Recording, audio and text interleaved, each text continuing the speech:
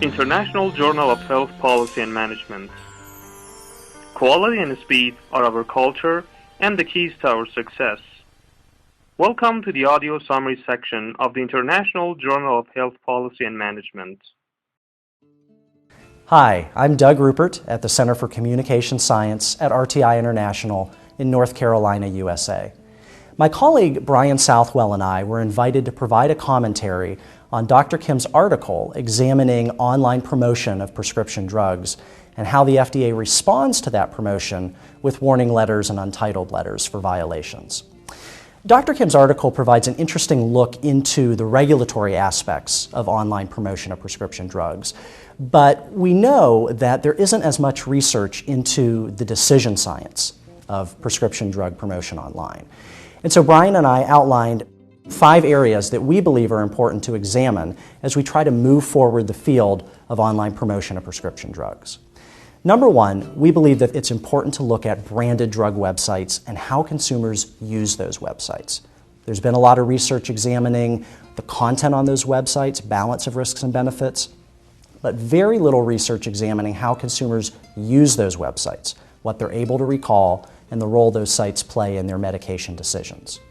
Secondly, we need to be examining the interactive features that are often included on those branded drug websites.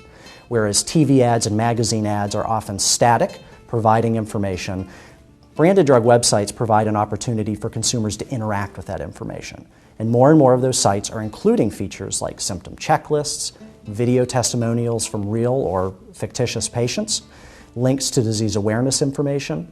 We need to understand if consumers use those features and what role those features play in their decisions. Number 3, we need to be examining mobile advertising of prescription drugs and mobile viewing of the branded drug websites. More and more consumers, especially low-income and lower education consumers, are accessing the internet using mobile devices. These consumers are often accessing branded drug websites that in many cases are not optimized for mobile viewing. Are consumers able to get the important risk and benefit information when they view a site through a mobile device? And likewise, are pharmaceutical companies taking advantage of mobile advertising, what they know about consumer demographics and consumer geographic location, to promote drugs for a target audience? So the 4th area we need to be examining is online marketing of prescription drugs and non-US audiences. Right now, only the United States and New Zealand permit direct-to-consumer marketing of prescription drugs. And in many cases, the international borders ensure that audiences outside of those countries don't see TV ads or radio ads, magazine ads for those drugs. But online promotion eliminates a lot of those boundaries. There's evidence suggesting that adults in Europe and Asia go online to find information about medications and often access branded drug sites. What do they do with the information, and what are the implications for an audience that's largely unfamiliar with direct-to-consumer advertising? The final area that we need to be examining is social media. Pharmaceutical companies largely not using social media to promote specific medications, but consumers are talking about those specific medications online in droves. In many cases, they're using pharmaceutical companies' own forums to talk about the side effects, the benefits of those medications. We need to understand what role social media plays in consumer decisions about drugs.